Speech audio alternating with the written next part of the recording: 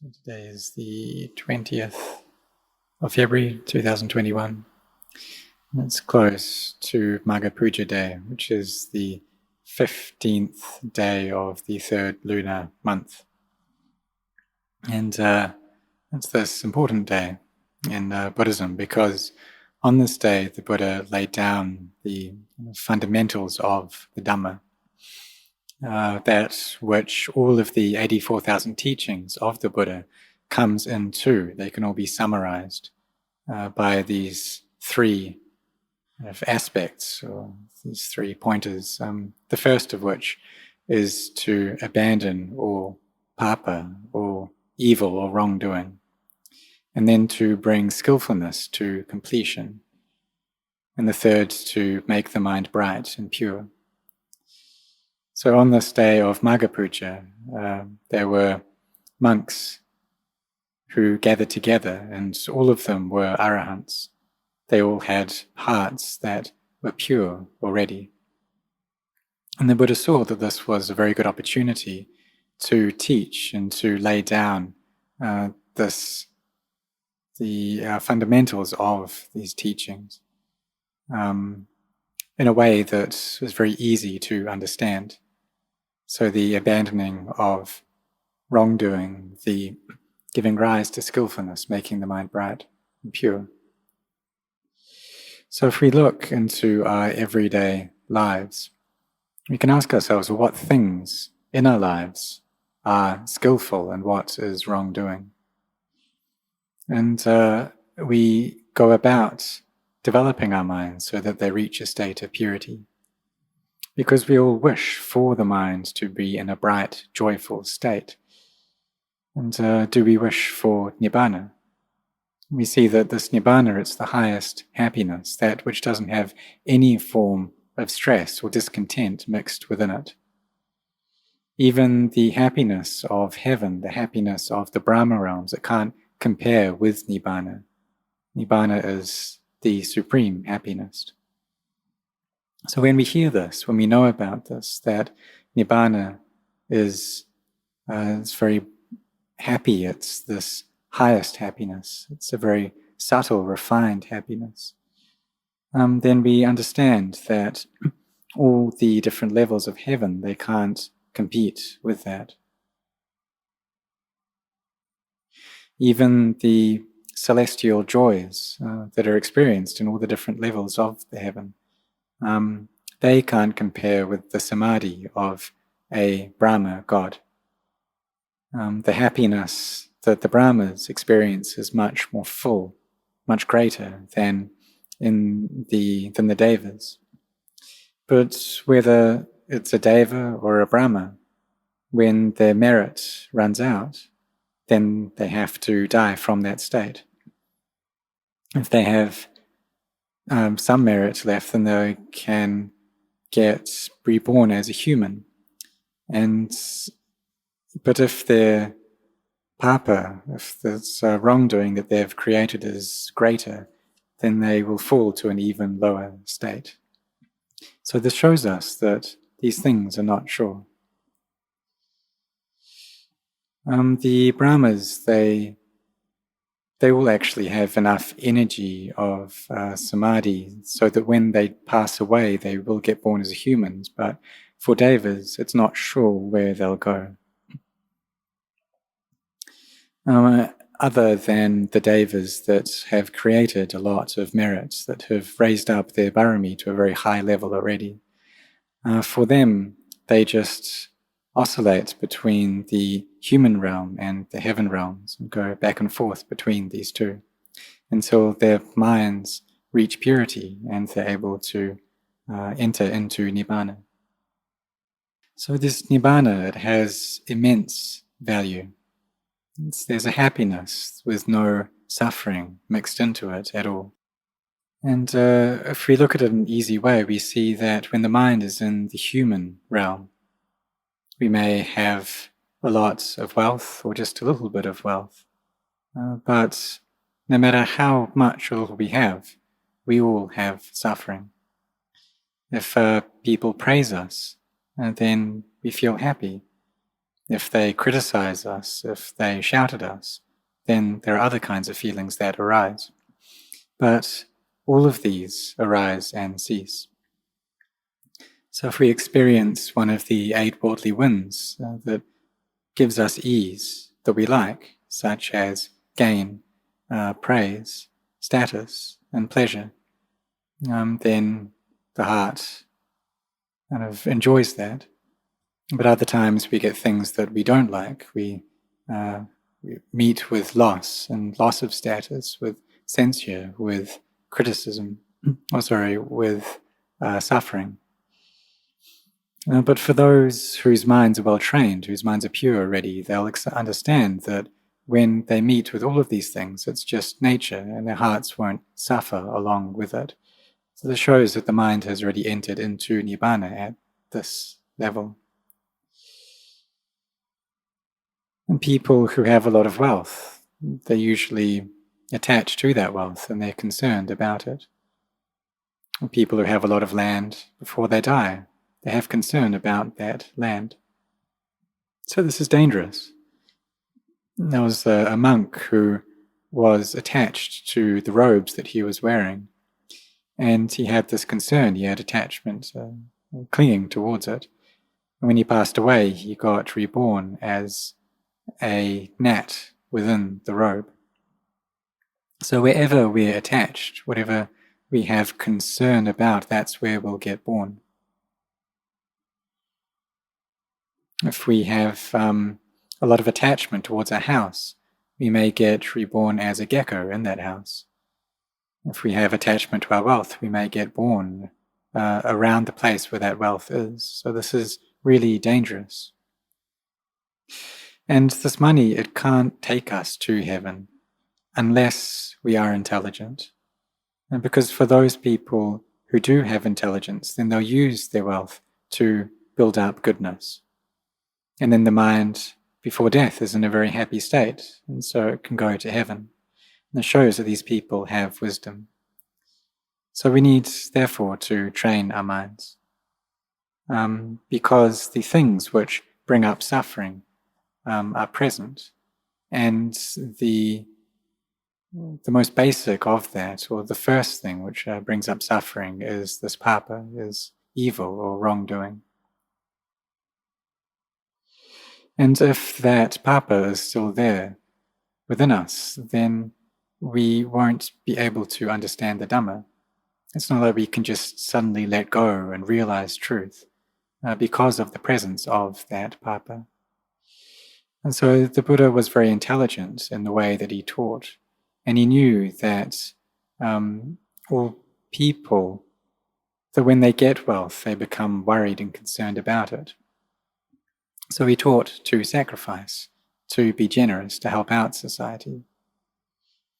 For the Buddha himself, he cultivated this dana parami to the highest level, and to the point where if anyone asked him for anything, then he would give it.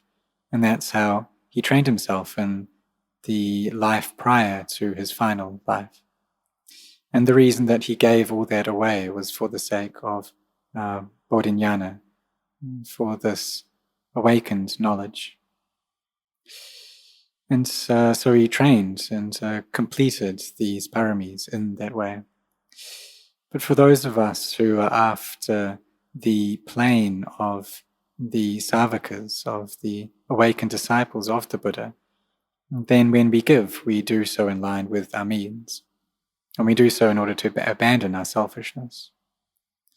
And then when we sacrifice, we won't want to get other people's wealth as our own either. So through doing this, we are abandoning evil. And then we give rise to skillfulness, to merit. So this is through our generosity, through our sila, our virtue, and we take these 2 qualities as the foundations of our hearts. So for lay people, you can take the 5 precepts or the 8 precepts. For the monks, it's 227. For novices, it's 10. We train ourselves to abandon unskillful actions through our body and speech by taking up these precepts. We give away, we sacrifice, we don't get drunk, And we don't do unskillful things. We're very cautious over our body and our speech. And through this, we develop peace through our body and speech. Any harm or actions which will lead to harm that try to arise or try to find an outlet through our bodies and speech, we can suppress that. We need to train ourselves in that. And sometimes we get really irritated or annoyed, and we may want to shout at someone, but we must endure. Even if we're very angry, we have to forbear with that. And when I went to ordain at Wat Marp, initially I was an Agarika or a Pakao. And there was a novice who was there, this young novice. And he tried to kind of use me in different ways, ordered me to put away the spittoons. And but I just did what he told me. And this novice, he probably had a lot of pressure within him that he had built up because all of the monks would order him around. And so he had all this pressure within him. And then when I came, I was junior to him. So he kind of let this out on me. Even though there were great kind of emotions that came up within my mind, there could be quite strong anger. I still had this devotion towards Nibbāna. So I saw that I had to train myself to go against these feelings. And sometimes delusion really comes up strong as well. And then anger comes up on top of that. And we feel like we aren't able to suppress our speech. And if those feelings come out through our words, then that shows that our sila is lacking. So we need to endure. We need to really bring up this quality of patient endurance. And for the Anagarikas, for the more junior members of the community, you really have to endure with many different emotions. Because they have the faith and the sincerity to come here to practice. And but when coming, also need to train our minds as well. And so this practice of abandoning unskillfulness or abandoning wrongdoing through our body and speech, for maintaining sila, this is very important.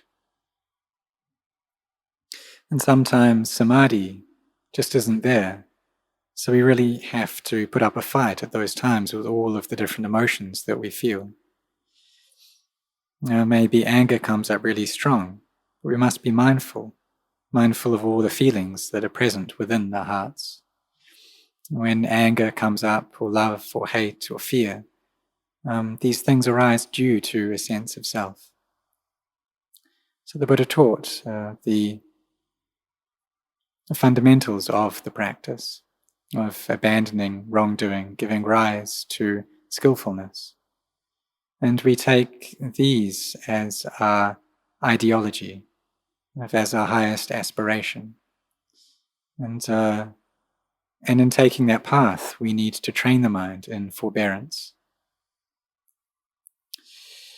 And so with everything in the practice, we need to endure. If we sit meditation, we have to endure. We sit for 2 hours or 3 hours. Sometimes the mind may be peaceful, and sometimes not, but we have to endure. Even if we're sitting there and the mind's thinking at times, that's okay.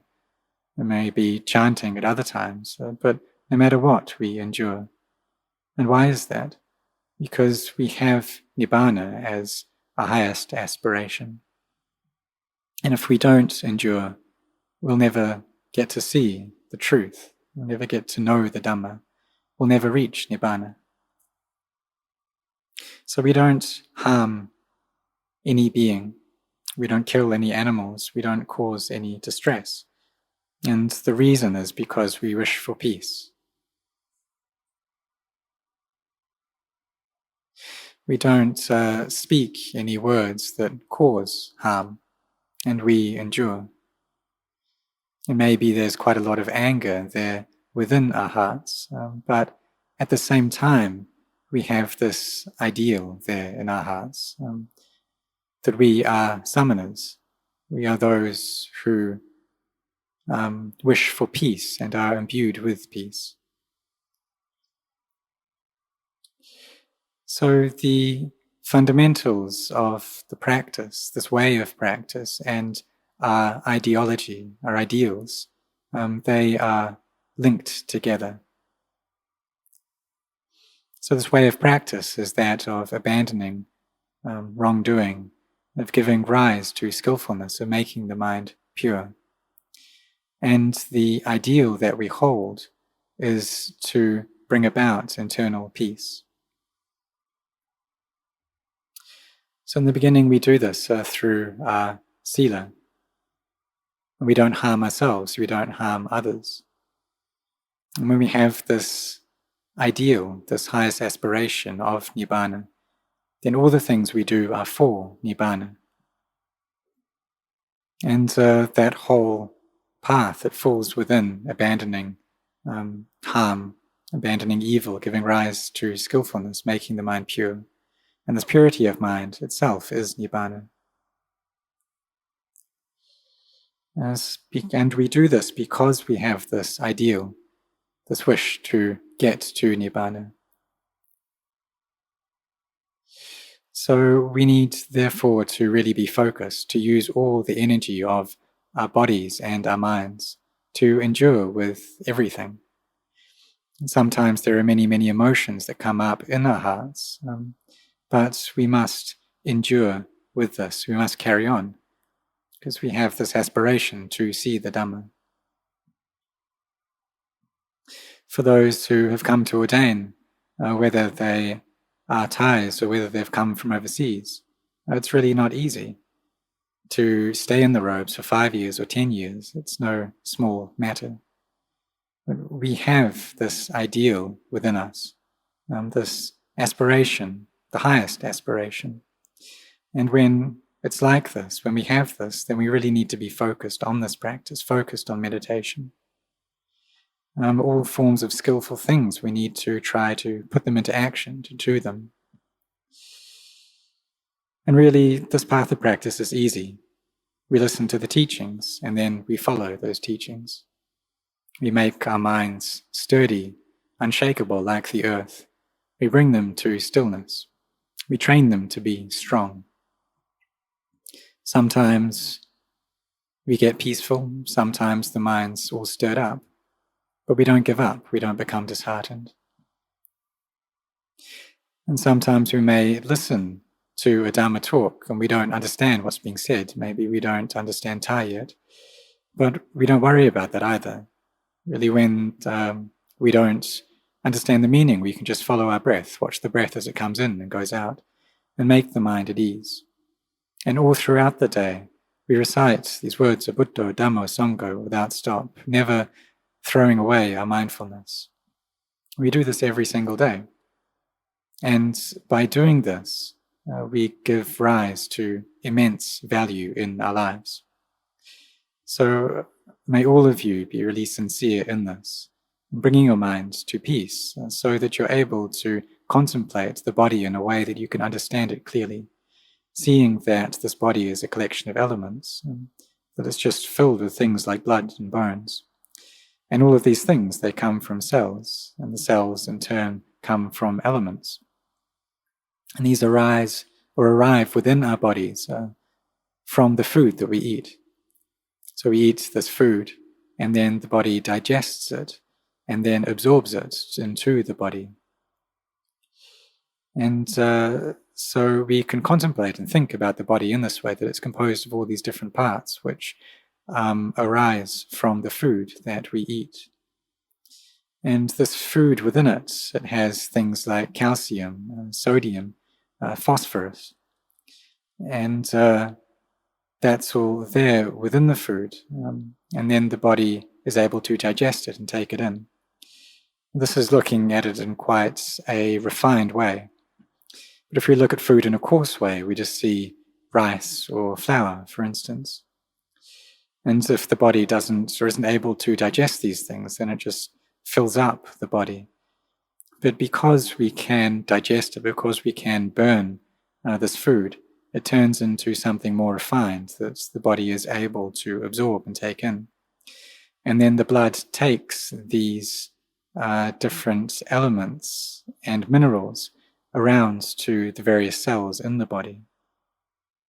But it's easy for us to forget this, to see the body as being something beautiful, and to see it as being something substantial.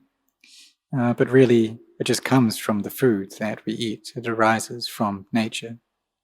So we need to understand, or we need to contemplate, so that we gain a clear understanding of this, and so that our mind doesn't get deluded in this body.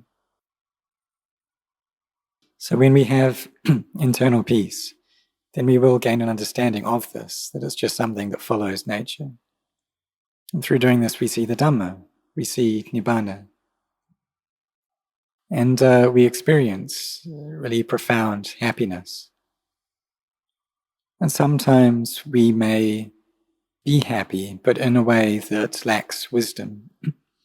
And because there's still delusion in the heart, then it must fall from this state because of the attachments that we have. But when the mind loses those attachments, when it drops them, then the happiness that we experience grows and grows. When we can drop some of those attachments that we have, then peace arises in the heart. And this is the path to purity. So because we have this ideal, we must endure. We're after Nibbāna, so we must forbear. If people speak in ways that we don't like, then we don't respond. We don't kind of shout back at them. We don't respond in a way that causes any harm. And when we do this, then, and we carry on practicing like this, we carry on enduring in this way every single day, then we'll have to meet with internal peace. We'll have to meet with purity.